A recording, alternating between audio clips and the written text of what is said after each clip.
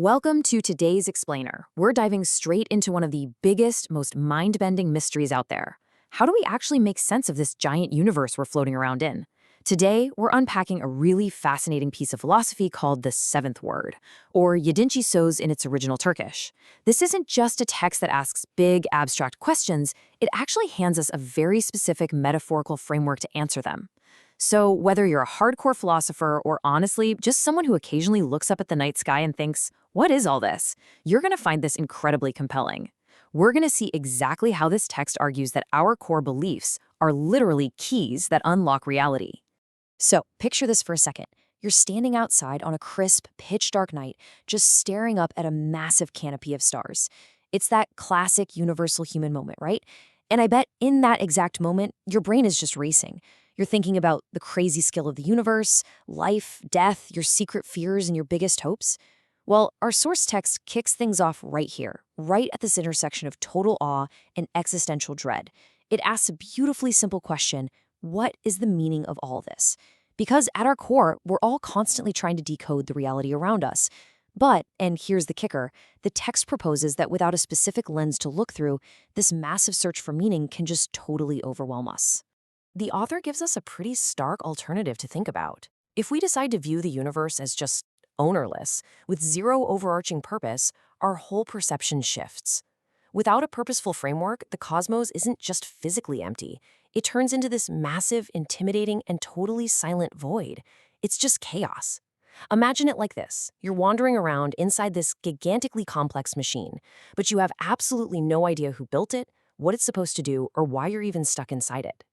The source suggests that looking at the universe without a sense of ownership or purpose just leaves humanity totally isolated in a cold, dark expanse, where all our very human fears and desires ultimately have no destination.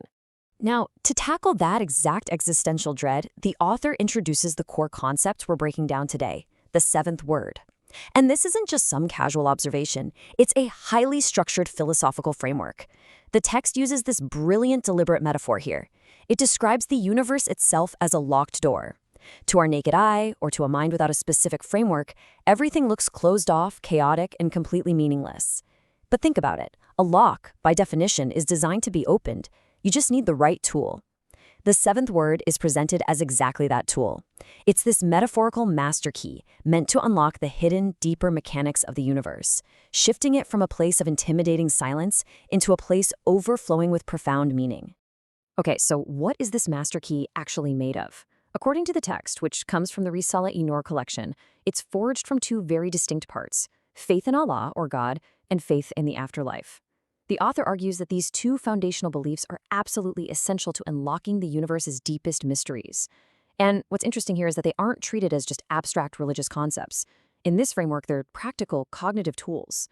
The text asserts that applying these two specific perspectives completely rewires the data we receive from the world around us.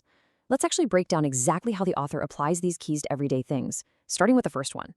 Let's take something incredibly simple in nature to see this perspective shift in action: a flower. If we don't have this framework, the text points out that a flower might just look like a random pile of colors. A biological accident, a fleeting chemical reaction with absolutely zero intention behind it.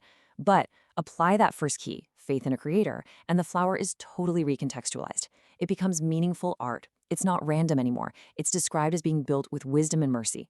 Suddenly, you're seeing real intention in the symmetry of the petals, power in how it grows, and incredible care in its beauty. The framework's argument is that the object itself hasn't changed one bit, but your ability to read its deeper significance has been unlocked.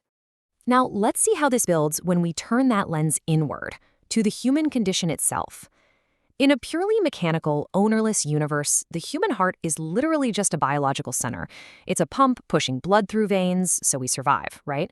But it's completely devoid of any transcendent purpose. Watch what happens when the key is turned, though. The text completely recharacterizes the heart as a profound trust, a sacred vessel. It stops being just muscle and tissue and becomes the center of love, fear, hope, and prayer. The author is suggesting that our wildly complex human emotions aren't just quirky evolutionary byproducts. They're intentional features designed to hook us up to a higher purpose. The universe inside of us becomes just as meaningful as the universe outside of us. All right, now we're bringing in the second key from the text: faith in the afterlife. And this tackles probably the most daunting human concept of all, which is death. Without this key, death is just the ultimate dark end. It's eternal loss, where everything you are and everything you've ever done just vanishes into that silent void we talked about earlier. But the text argues that applying this second key entirely reframes mortality. It changes death from the terrifying edge of a cliff into a doorway. It becomes the end of a worldly duty and a deliberate transition into another realm.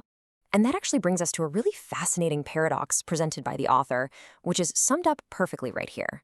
You might think that obsessing over an afterlife would make this current physical life feel a little less important, right? But the text argues the exact opposite. Because every behavior can have a lasting meaning, life becomes more valuable. By viewing death as a transition rather than an absolute end, our present, everyday actions are suddenly infused with infinite value.